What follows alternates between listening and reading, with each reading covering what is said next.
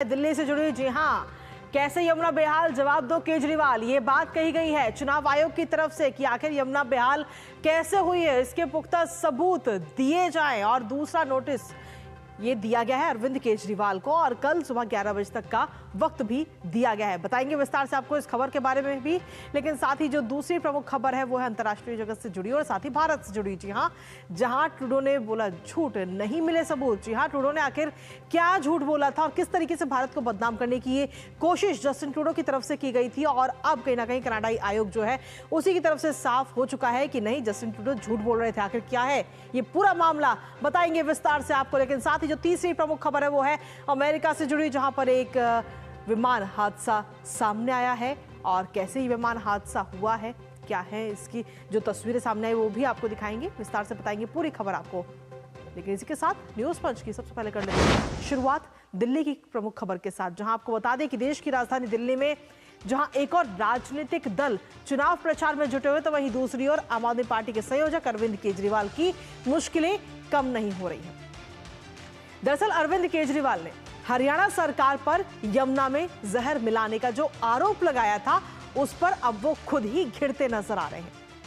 यमुना नदी में जहर मिलाने वाले बयान की शिकायत भारतीय जनता पार्टी और कांग्रेस ने चुनाव आयोग से की थी, जिसके बाद चुनाव आयोग ने अरविंद केजरीवाल को नोटिस जारी करके बीती कल रात यानी कि बुधवार को रात 8 बजे तक का समय दिया था, सबूत देने का आदेश दिया था। अरविंद केजरीवाल ने 14 पन्नों का जवाब दाखिल किया, जिस पर चुनाव आयोग ने असंतुष्टि जताई और दोबारा से नोटिस जारी कर तथ्य आधारित जवाब देने को कहा है और साथ ही कई सवाल भी किए हैं।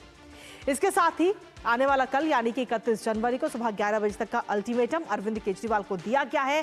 अब देखना यह होगा कि अरविंद केजरीवाल इस पूरे मामले पर चुनाव आयोग को क्या सबूत देते हैं।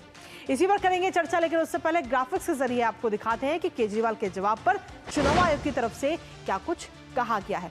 तो यमुना में जहर वाला जो बयान था उस पूरे मामले पर अब अरविंद केजरीवाल को ये झटका मिला है चुनाव आयोग की तरफ से, जहां जवाब देने के लिए अब कल सुबह 11 बजे तक का टाइम दिया गया है अरविंद केजरीवाल को। ये दूसरा नोटिस जारी किया गया है चुनाव आयोग की तरफ से और अल्टीमेटम दे दिया गया है।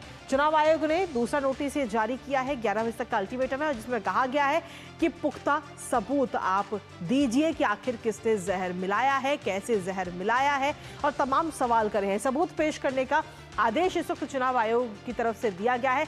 जहर डालने के जो तमाम आरोप अरविंद केजरीवाल ने हरियाणा सरकार पर लगाए, उन तमाम आरोपों पर अब अरविंद केजरीवाल को जवाब देना होगा और सबूत अगर नहीं मिलता है तो उसके बाद में एफआईआर भी हो सकती है। तो कहीं ना कहीं तमाम सवाल अब खड़े हो रहे हैं जो बयान दिया गया अरविंद केजरीवाल की तरफ से। इसके साथ ही किस तरीके से झटका मिला है और साथ ही झटका कैसे मिला और 5 सवाल क्या कुछ करें वो आपको बताते हैं। पहला सवाल क्या है कि आखिर किस तरीके का जहर मिलाया गया है।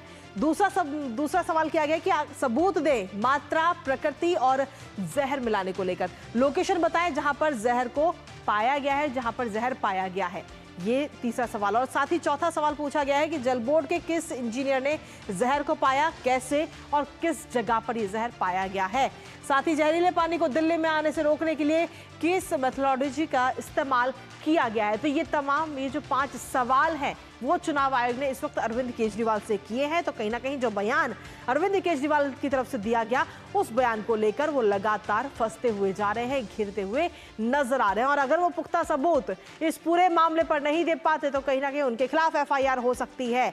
फिलहाल इससे पहले अगर हम देखें तो बीते कल भी उन्होंने 14 पन्नों का अपना जवाब दाखिल किया था चुनाव आयोग के सामने, लेकिन चुनाव आयोग उस जवाब को लेने के बाद में कहीं ना कहीं असंतुष्ट नजर आया है। और ऐसे में इस यमुना नदी के विवाद को लेकर के भारतीय जनता पार्टी के सांसद सुधांशु त्रिवेदी और संजय सिंह अब आमने सामने नजर आ रहे हैं। आइए एक बार सुनते हैं।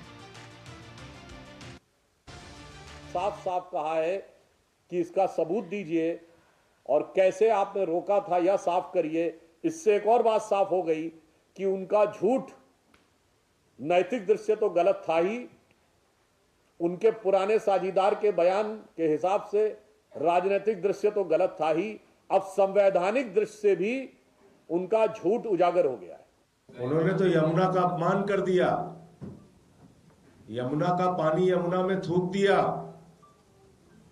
पूरी दुनिया ने, पूरे देश ने देखा। चुल्लू भर पानी में बीजेपी को नाक रगड़ लेना चाहिए झूठ फैलाने के लिए।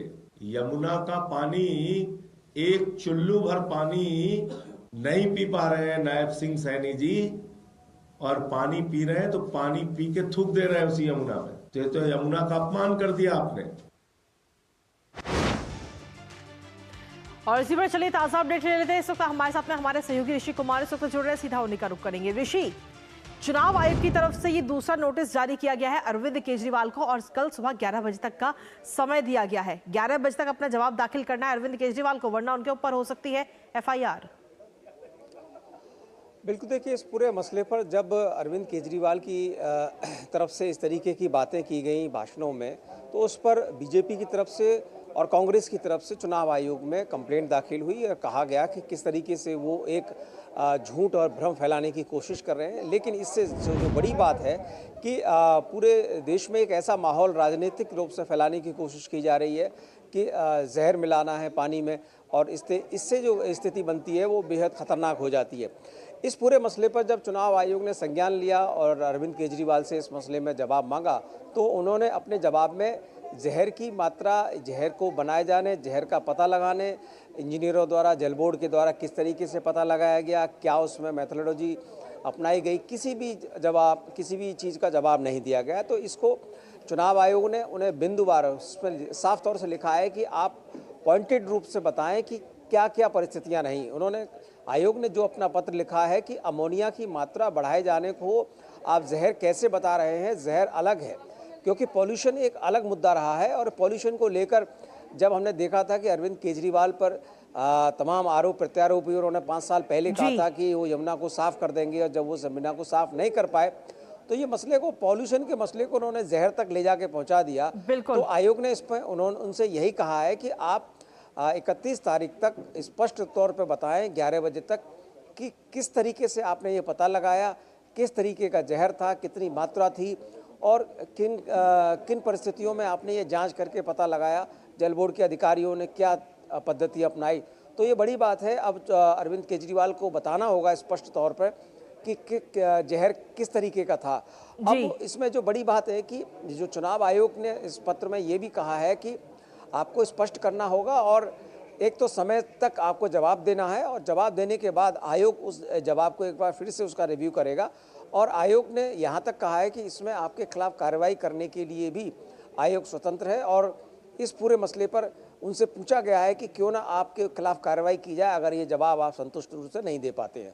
तो एक देखना होगा कि कल सुबह 11 बजे तक वो क्या जवाब देते हैं। जी, लेकिन ऋषि, इसके साथ ही अगर हम देखें तो इससे पहले जो बीते कल 14 पन्नों का जवाब दाखिल किया गया है अरविंद केजरीवाल की तरफ से, उसमें ऐसा क्या कुछ दिया गया था, क्या कुछ बातें कही गई अरविंद केजरीवाल की तरफ से जिनको लेकर चुनाव आयोग असंतुष्ट नजर आया? देखिए, चुनाव आयोग को जब रिप्लाई में अरविंद केजरीवाल ने कहा, उसमें किसी भी तरीके के जहर का, जो उन्होंने भाषणों का जिक्र, जो उन पर आरोप लगे थे उसका जिक्र नहीं किया गया, ना ही उस पर किसी भी तरीके का स्पष्टीकरण दिया गया। उन्होंने तमाम इसमें जो सुप्रीम कोर्ट में जो केसेस हैं उनका हवाला दिया, और ये कहा कि ये फ्रीडम ऑफ स्पीच का मसला है, और ये उन्होंने इस पूरे के पूरे जवाब को गोलमोल करने की कोशिश की। यहाँ तक उन्होंने चुनाव आयोग से कहा कि इस मसले में दिल्ली के लोगों को साफ पानी पीने का अधिकार है, और इस पानी को कोई पॉल्यूट कर रहा है तो उसमें एक जांच समिति बिठाई जाए और आयोग जाके खुद उसमें पता लगा ले। तो ये जो गोलमोल जवाब था जिसमें कि वो एक मुद्दा बनाने की कोशिश कर रहे थे, लेकिन यहाँ बात ये है कि जो उन पर आरोप लगा है, जहर मिलाए जाने का जो उन्होंने आरोप लगाया है, उसको स्पष्ट करने का उसका जवाब कहीं भी नहीं था। इसी वजह से चुनाव आयोग ने ये बिंदुवार जवाब मांगा है। चलिए, फिलहाल बहुत बहुत शुक्रिया ऋषि, और इस खबर पर आप अपनी नजर लगातार बनाए रखिए।